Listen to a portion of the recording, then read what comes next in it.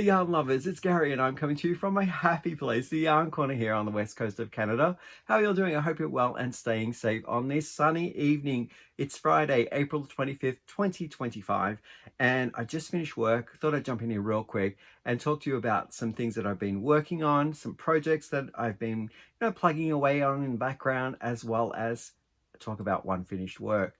I have some entries into Mals that I've got to talk about, like that's Makealongs, and also one that I'm hosting myself. If you're happening across this channel for the very first time, I want to welcome you. I've set the channel up to talk about all of my yarning adventures in knitting, crocheting, as well as I talk about my acquisitions where I purchase yarn or tools of my craft. So if that's of interest, please stick around. And for those who have returned, I want to welcome you back. And I've been really enjoying the comments that you've been leaving in the last few videos. One, if I want to backtrack a little bit, was to help me out with a name that I was going to call a little model that I received for my birthday back maybe 3.5 weeks ago. So a friend of mine, co-worker, had fashioned this little guy, and I was looking for some names to call him. Now, unfortunately, these glasses did fall off, and I've had to tape them with on his face. Probably do a bit more of a permanent repair a little later, but I did come up with a name, and I believe there was a suggestion there that came from a friend here on the channel in the comment section, and I'm gonna call this little fella Mike. So Mike's his first name, second name is Rowe, Mike Rowe. So I thought that was kind of cute. Yeah, so there were other great suggestions in there as well, coming through that were kind of miniature, play on words, like a mini-me or a chip or a little Hank, like a skein was one of them as well, a mini skein. So I thought they were very adorable options to choose from. But this is known now as Mike Rowe. And I'll put Mike Rowe back down there. So yeah, the weather is warming up lovely here in the Northern Hemisphere where we are on the West Coast. And we've had a lot of opportunity to go out on these walks and just enjoy nature in bloom. So hopefully Editing Gary has put some of those nice blooming bushes and trees and shrubs that have been just showing off their glory around these parts where I live. Yeah, so anyway, we'll kick into some admin stuff. If you want to find where you can reach me, it's down below in the description box. There's my email address, as well as descriptions on everything that I will be presenting in this video to the best of my ability. If there is a pattern or a YouTuber that I mention, if you want to find out more information, go down there as well. There's some affiliate links as well if you want to help the channel out at no extra expense to you. If you want to do some shopping and you click on that link, it'll go to the website where your purchases, I'll get a small commission that comes back to me and I put it back into the channel. So I want to say thank you to all those people who have used that in the past. Yes, so the next thing that we talk about is what Hank is wearing. I'm not sporting any crochet or knit today. It's kind of a little bit warm in the yarn room, so with the sun coming in. So I absolutely enjoyed making this finished piece. It's my one finished piece that I'm going to talk about in this podcast. So let's take a look at it. It's knitted, and it was in answer to a Makealong that I joined and actually double dipped. So there are two Makealongs that this is, I guess, being entered into. All right, so tell you a little bit about the make first and the yarn and all that wonderful stuff, and then I'll show you some, I'll talk to you about the Makealongs that this is the entry for. So the pattern itself is a free pattern. It's called The Age of Brass and Steam, and it's by the Orange Flower Yarn. I guess that's a publication. That's all I could find. Anyway, it's down below in the description box to a link, and that's where you'll find it. It actually calls for a DK weight yarn, but I did mine in fingering weight. The idea behind this is probably intended for a 1 skein of DK, but it does say in the description that you can make it bigger if you want to use different weight yarn size, all that wonderful stuff. Just follow the directions on the ball band for your or your tension on needle size to go with the yarn that you're using. So yeah, absolutely love it. Okay, and the pattern calls for 4 of these eyelet pieces, but I did 6, so I did 2 extra rounds of the repeat that goes through the pattern itself. And the size of it is, let's see, it's not as tall as I am at the wingspan, but it's looking to be around, I'm going to say close to 4.5 feet long, maybe close to 5, and then deep it is, just say that would be maybe about 2.5 feet deep. So yeah, I absolutely loved working on this. It was a very easy knit. I could watch TV. There was only one area where I needed to concentrate, and that was looking down to make sure that I was capturing the right amount of the yarn overs when it was happening with the next row. So really only those rows were what I needed to concentrate on. It starts up here in the center part, and I think the last time when I did my update, I had it probably completed down to this point here.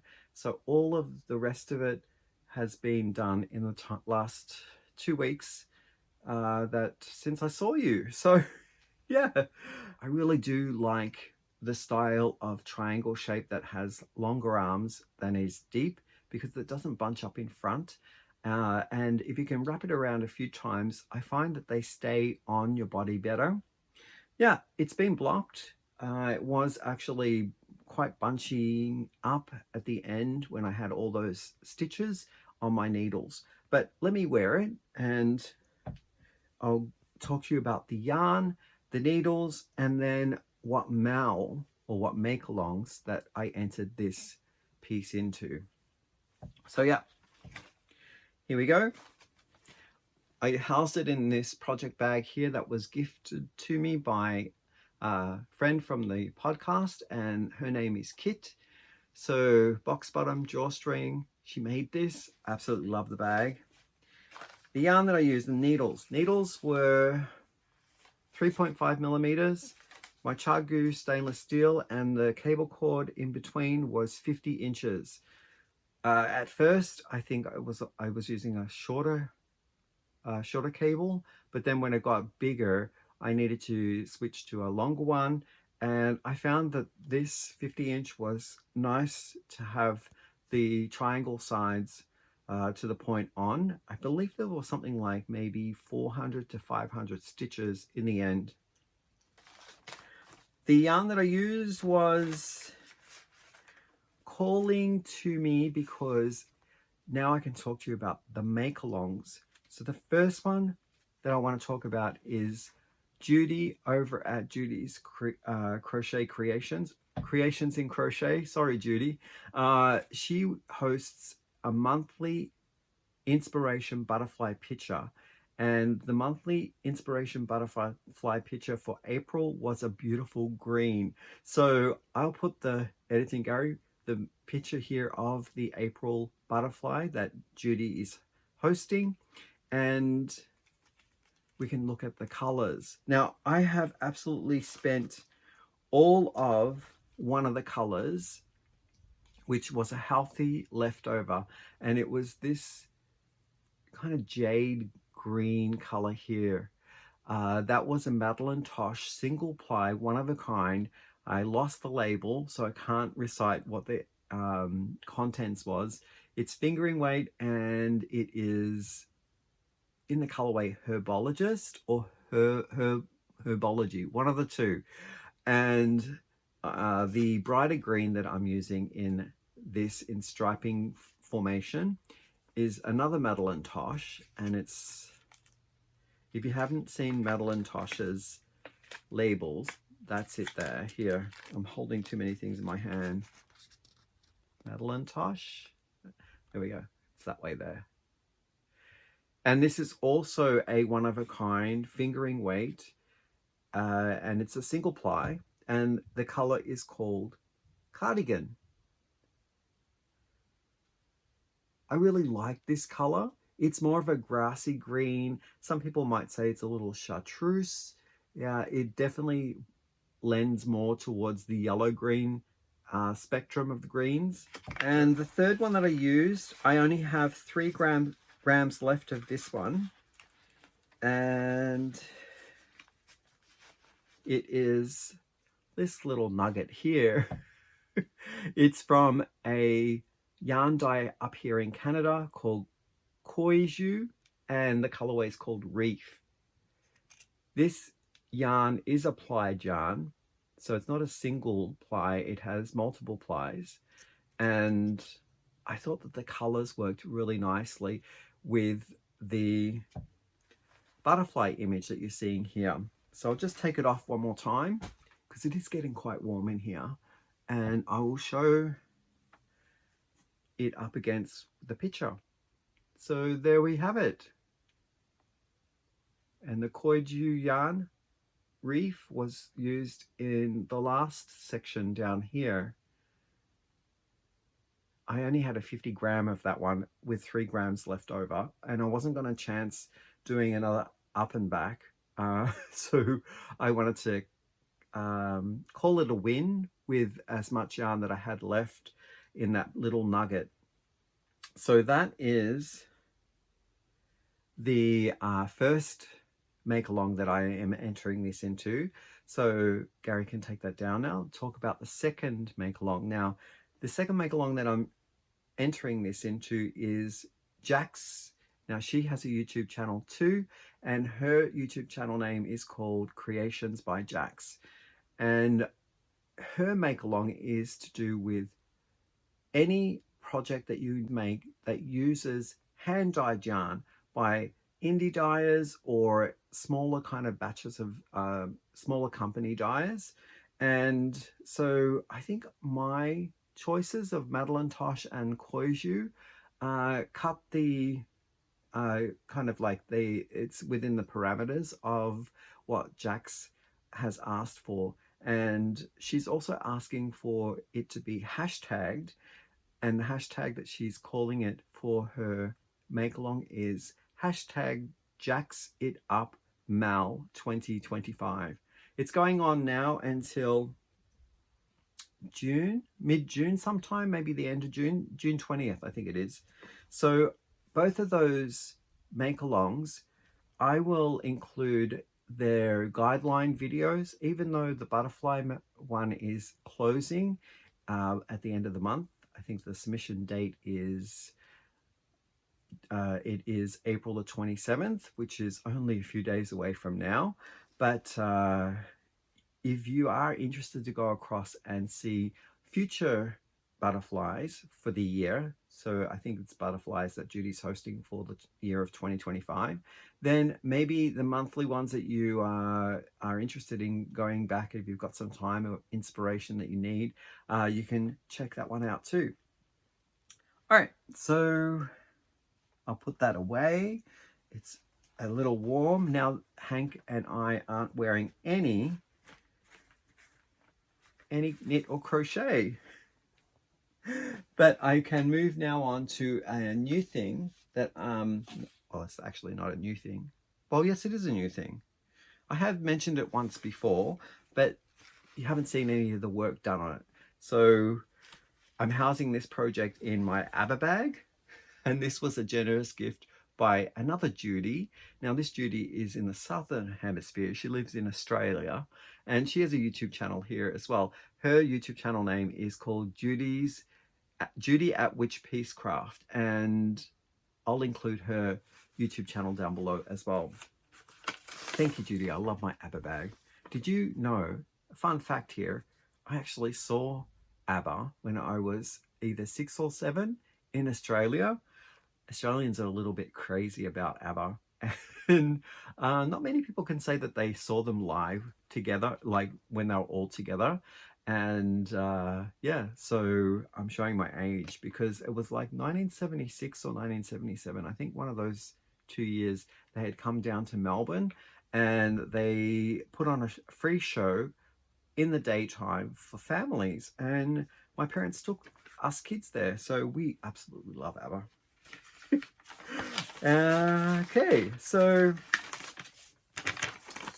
all right, I'm getting myself organized here.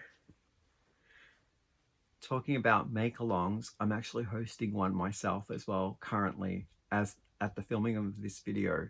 It is running until June the 15th, 2025, and it's all to do with songs, our favorite songs, and picking lyrics from those songs to inspire the mood boards that we're creating. So it's called the Mood Board, Mel, and I host one every season. So this is the spring one that we're currently on, and I will leave the guidelines to that make along if you're interested, or you're happening to watch this in the time frame and you think, yeah, you know what, I love music and I would love to create a mood board and a piece that goes to that mood board, like maybe a shawl or a jumper or something small like a pillowcase cover or something, inspired by the mood board and that song. So I am going to show you how far I've gotten with mine. So up here, Gary, editing Gary, I'm going to show you my mood board and talk to you about the song that I chose and the lyric. So you're seeing here, it is the song from Mazzy Star and it's Fade Into You. The lyric that I've chosen is Strange You Never Knew. So they kind of work concurrently together because, you know, Mazzy Star sings that lyric out line for line. And I am getting a lot of vibes from, I believe she's from the southern part of the USA. So I'm getting a sense of the desert with her haunting voice, the raspiness, the kind of like sultry feels that I get when I listen to the music and the way that she sings the tune. So I like it's a little bit mysterious. It's a little bit haunting. So I have chosen colors and I started my project. So I can show you one of the cakes that I haven't gotten into yet, and it is the Hobby Dahlia. It's 100% cotton, and the color is called Chocolate Rose. I absolutely love this. Chad's home. Hang on a moment. Yeah, so it is one of those cakes that has the 4 loose plies, and every so often, I don't know whether, oh, there's a tab there. There is a pull tab and there are 4 loose strands. They're not wound together. Each so many like feet into the cake, they'll switch out one of those strands with a new color, and that's how they get that fade happening so gradually. Yeah, I think that relates to the mood board really, really nicely. The pattern that I'm using is this one here. It's from Yaggy Yaga, and it's their Opera Act 3 pattern. I bought it in a bundle, so I'll link that down below. I thought it was more kind of a better bang for my buck when I purchased the package. So I've got about 3 in this package, and they're all to do with operas or different acts or novellas. I absolutely love them. So yeah, as you can tell, it's very lacy and bubbly, and yeah. Okay, do you want to see where the make is right now? Here we go. That's it there. I have done part 1 and almost part 2. So part 1 is where you can see going, it works up from the center here, and you do your rows and they get growing and growing and growing. And then part 1 is here, or section 1. And then section 2 is here, and I need 1 more row, and then section 2 is done. So I absolutely am in love with how this is all turning out. It's so lightweight. I'm using a 4mm crochet hook, and it's this one here with a bamboo handle.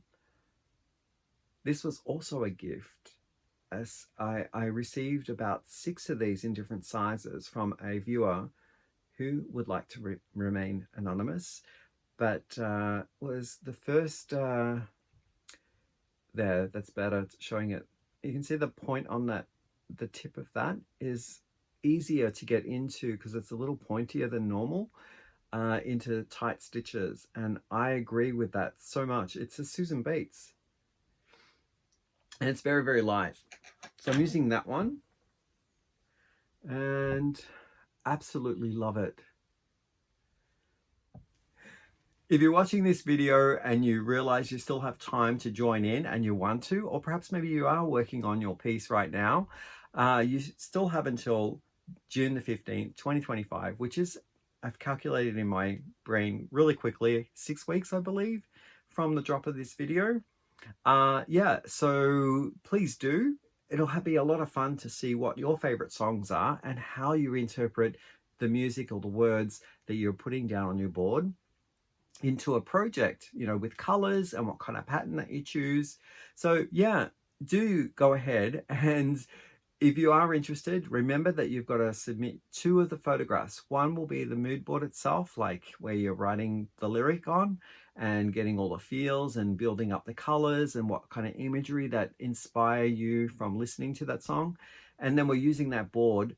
You'll be also submitting the second photograph, which will be the piece that you make using that board's colors, and, you know, talk about what pattern that you've used, what yarn that you've used, what color, and email that to me. My email address is urbanyarn101@gmail.com. So I hope that you do join in. It'll be a lot of fun to see it. I know that in the past years that we've done this, or 1 year ago, we did it in the spring. There was, I think, 25 people that joined in, and there's a slideshow for that. So yeah, you'll be entering into a slideshow for 2025. That will be included down below in the description box. If you want to go across and check out the guidelines for this year's Mal, as well as if you want to go back to last year and watch the slideshow from the entrants that participated in 2024. Okay, so I think that's all out of the way. If you have any questions, you always can ask me by sending me an email as well, and we'll clear up anything that you might have some confusion on, or if you're not sure about something. So yeah, send your questions my way. Okay, the next thing that I'm going to talk about is a knitted project. I'm kind of alternating here. Knit and then crochet and then back to knit again. Here we go. What is Hank wearing on the back? This is my other project that I've been working on since we last met, and I think I was up to here somewhere. Well, I have actually completed the whole panel now. This is the back panel of the Pemberton pullover that I am working on. Now, I want to get the bag that I'm using for that. It's being housed in this wonderful bag that was a gift by my good friend Edith. Hi Edith. And this is the pattern. This one's paid for, and I've printed it out on larger paper so that I can read it, because it's very, very small miniature print. So in my older age, I'm finding that I can't read the fine print anymore. And it's by the designer called Bobby Indveld. And I absolutely love this style of pullover.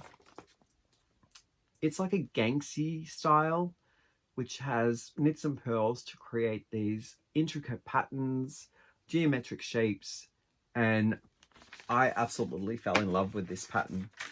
So that's what you're seeing here. It's one of the panels. I'll be doing the front panel next, and then the sleeves. they're all done separately, and then you construct it together by sewing it. I think at that point when you're ready to sew, then you're finishing off with just the neck band, and that's it. It's done. What yarn am I using, I hear you ask? Well, I am using a beautiful gifted yarn by Crystal over at Bag a Day. This is from Yarn Snob. It's on the halo base. It's 100% cashmere, and my fingers and hands weep with pleasure when they touch this softness of this. It's a delicate, very, very light, and it's kind of velvety soft. It's not a cold soft. It actually holds some warmth in it. Yeah, and it's beautiful. I love it. 5 out of 5 for softness, for sure. I've got 12 hanks of this at 55 grams.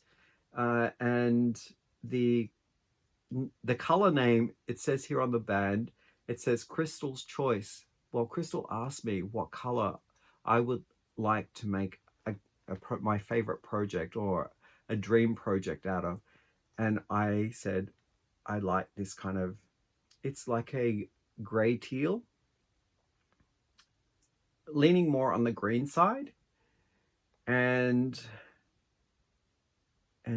Keith from Yarn Snob just knocked it out of the park. I absolutely love this. There are other little hints in the shine or the base of this dye that gives me different colors, more silvery tones. I absolutely love it. Love it, love it, love it. So I have enough for the project. I'm actually working on the extra large size because of my needle size. I've gone down from what the pattern suggests, and my yarn might be slightly thinner than the yarn being used in the Pemberton pattern. So it's working out nice. My knitting needles that I'm using are 4mm. I believe in the pattern itself, it's asking for a 4.5, I think. So I've gone down half a size. And it starts off with a 4mm for the ribbing, and then it goes up to a 4.5 for the body. But I'm just keeping it all 4mm. And my width across is going to give me 2 inches of positive ease all the way around. So that's 4 inches bigger than what my chest size is. And what else do I need to tell you? I think that's it. I am 2.5 hanks in right now, and I'm surprised at how much 2.5 hanks got me. This whole back panel, the front panel is probably going to be the same, so another 2.5, so it's going to be five hanks. And then each sleeve might be, I'm thinking that if 2.5 gets me all of this, I'm going to guess maybe 2 hanks per sleeve. So I'm going to have 2, 4, and 5 is 9 hanks. I'm going to have maybe 3 hanks left over. If not, I might have 2 and a bit. And I think I'm going to make another project using this yarn because it's so beautiful to work with. Next project that I want to talk about. Okay, let's go to crochet. Actually, I only have crochet left now. I have been talking about this project for a number of months, but sporadically, I guess, like every time that I hit a milestone or I work on it with something to show. And it is the blanket that I'm crocheting using this pattern here. It's free and it's by Johanna Lindell. It's called the Windflower Hexagon. So it's just the pattern for this hexie that you're seeing. It doesn't give you a pattern to create the blanket, but I'm using this as the modular piece to patchwork together all of these smaller pieces to make one big blanket. This is a free pattern that I found, I think, on Ravelry, maybe. It'll be down below in the description box. And the second part of the pattern, which is not part of the free one from Johanna Lindell, is one that was on Etsy. Not Etsy, it was on Ravelry under the account of a person called Mary, a crafter called Mary. So Mary, thank you so much for supplying a free pattern here. And it's for the half wind flower. I thought that this was brilliant because this kind of piece edge that is left vacant when you piece all the hexes together looks a little bit jaggedy for me. So a nicer edge here is makes it more functional to me. Like I then don't have to worry about like having these, you know, loose bits hanging out. So I am making my blanket with the edge pieces. So here we go. I did a little test that I showed you last week on what yarn I was going to use to join these hexes together. All of the yarn that I'm using in the hexes are worsted weight yarn, and they're acrylic based. They're all economic based yarn. So there's Red Heart, there is Yarn Bee. I love this yarn, I think it's called. And there are Caron. Just trying to think of all of them. At the conclusion, when I complete this blanket, I'll do a separate little cutaway video on all of the yarns and the colors that I use so that we can take a look at how diverse this blanket is going to be. Like a mixture of all different brands, all economic yarns, some scrap, some full skeins, all that wonderful stuff. Now, I came up with, well, I didn't come up with it. I found the yarn that would work perfect for the join. And I heard many of your suggestions, which I had asked what you would do, and you helped me through it. But I did go back on some of my initial ideas and I chose a different yarn altogether. So here is what I have of the blanket so far. So this is all of what I've got so far.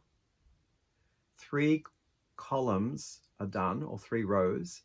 And the measuring of this is I'm doing 11 rows, 11 columns by 9 rows. So I'm actually holding this sideways right now for you. And there will be a pointy edge on the sides, which I think I might put tassels. And on the larger cutout pieces here, which will be the top and the bottom, I'm putting those half hexes. It just fills it in nicely. There would be this weird empty space here in the negative if that wasn't there. So I think finishes off very nicely. So what do you think? I absolutely love it. I think it's gonna look amazing, like a bed of poppies, or, you know, dried flowers, wild flowers. I absolutely love it. Now the joining technique, it did take me a while to choose what kind of join I was going to use. I was looking at half double joins, and then I was thinking of bordering all the way around each piece and then join it with a single crochet, so there will be a nice little ridge. And then I found this wonderful YouTuber called, is it the Funky Lizard or the Jolly Lizard? Sorry, Funky Lizard. The Jolly Lizard. I'll link it down below, and it's a continuous join. So all of these pieces are joined continuously. So I've just entered the one area, which I started up here, there. Oh no, that's sorry, that's where I'm actually ending up, because of it's where I have the ball of yarn attached. But I started down on this end then. Yep, down here. There it is. There's my start end. And I went all the way through and came back and went all the way through again without cutting the yarn. So that video that I found was amazing. I thought that I would have all these ends to weave in. I mean, it does have lots of ends because each of these hexes are 2 colors, So I've got 4 ends to weave in on each of the panels. I was actually crocheting them in anyway, so most of them I have to just snip the backs when I'm done with the project, and I absolutely love it. Now there's no talking in the video of the tutorial. It's all looking at the hands of the instructor and reading the directions in the code or the written form, but really you don't need, I think you'd probably need both. You need the written as well as seeing what kind of type of stitch is being used. And there's a lot of like letting your hook out of a live loop and inserting your hook through the work to collect the live loop in a way that's sort of not, it's not rhythmical. You need to kind of like, you know, pull away from the rhythm, and then each stitch is kind of like you pull the hook out, then you insert the hook into the work and pull the live loop through the other direction. So if that makes any sense. I absolutely love it. So that's what I have, and I have been working on it on the wall, like vertical, so I can stand up, but I have since taken the sheet that I use, that I pinned all of these pieces to, I've taken it down because I was finding that it was hurting my back to be twisting to do the crocheting vertically. And now what I'm doing is I'm going to be working standing up, but laying it over a bookshelf, and then I will be turning the sheet around as I, or the piece around as I need to. So I'm not bending, or, you know, I was like doing these weird standing poses that weren't too healthy for my posture. So yeah, I'm absolutely loving working on it. And that's my windflower hexy blanket that I'm working on. Oh, I didn't talk to you about the yarn that I'm using to join. This was the yarn that I've chosen. It's slightly thinner than the rest of the yarn that was used. It's a DK weight yarn, and it's Mary Maxim's Mellow Spun DK. It's a little glossy, which I like, because not only is it a neutral color, so sometimes it's a little bit muted and you don't see that nice frame, but when it shimmers in the light, you actually see it nicely against the more matte colored yarns that I've used in the blanket. And the colorway is called Spruce. Absolutely love it. Okay, so I think it might be the last one that I've got to show right now. It's another crocheted piece, and this is a blanket as well. Now, I didn't do too much because I was concentrating on a few other things, but I did put a couple of hours into this, and this is my pattern that I'm working on from Beba Blanket, and it's called Cozy Mosaic Cuddles. It's a paid for pattern. I'm in love with doing mosaic overlay crochet, and this is charted. I don't know whether it's written out. I'm using the charts, but no, it's all charted. There's no writing. Oh, there is some writing. Sorry, I take that back. There's a little bit of writing. Yep. It's written out as well as charted. So, and here it is here. Oop, hang on, I'm stuck to the when I showed it last time, I'd gotten up to this squiggly line here.